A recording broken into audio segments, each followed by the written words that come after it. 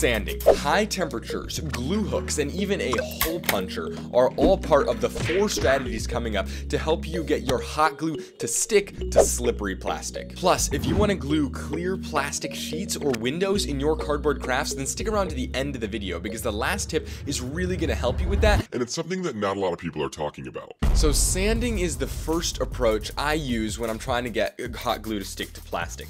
Now the thing is, hot glue isn't actually that sticky on its own. It sort of just grabs onto rough surfaces. It's not actually able to soak into things either. So if we have a slippery piece of plastic, we can sand it up and make it nice and rough so that when we put our hot glue on there, it's got lots of little rough areas to grip onto and we'll have a much more secure connection. Strategy number 2 is to use a high temperature. Now when we do this, it makes our glue runnier, which gives it more of a chance to seep into tiny little cracks and spread out, creating a strong bond across the surface, but it also gives you more working time so that you have more time to attach your other parts together. Just be careful because when we're on high temperature, sometimes that can damage the materials that we're working with. But I'm curious, what material do you normally hot glue? I'd love to hear your answer in the comments below. I am normally hot gluing cardboard, so if you're interested in cardboard crafting tips and tricks, then subscribe to this YouTube channel because I put content out every week about that very thing. Strategy number 3 is to create a glue hook. So if I wanted to glue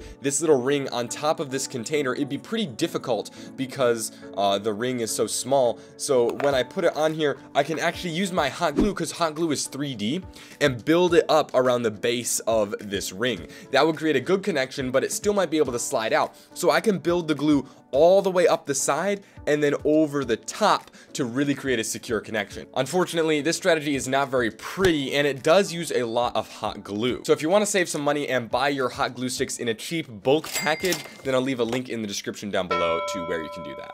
Strategy number 4 is a super secret hack for crafting with thin sheets of plastic. For this, you're going to need a hole puncher or anything else to create moderately small holes, and you're going to punch holes around the edge of your sheet of plastic. Once you have those holes in the edge of your plastic, then you're going to glue underneath the holes and then squish it down on top. This is going to cause some of the hot glue to push its way through, and from there you can get your finger wet and then push down on the top of that hot glue bubble a little bit to spread it out, and that is going to hold it down securely like a little rivet in your plastic. But when you're pushing your finger down on that hot glue, you don't want to go too far because it tends to create a little concave bubble, which is weaker than if we had a convex mushroom shape on top of there. This only really works if the material underneath your sheet of plastic is really grippy like a piece of cardboard. And the holes do need to be big enough like these so that the hot glue has a large surface area to like actually stick through. If you want to ensure a super strong connection, once these dry, just add a little bit more hot glue on top to make the mushroom shape a little bigger, and then you're going to be even stronger. But now, like I promised, if you want to make clear windows in your cardboard project, first, of course, you're going to need a piece of clear plastic. These are easy to find at the grocery store if you get a container that is made like this and has nice flat sections of clear plastic. From there, you can punch holes in the edges and then sandwich it between some pieces of cardboard to create amazing clear windows in your cardboard projects. This is a cardboard shield, and now I can see through it to stay extra defended when people are shooting me with Nerf guns. Now, all of these tips are amazing, but there's one thing you need to pay attention to if you want your glue to stick very well to anything.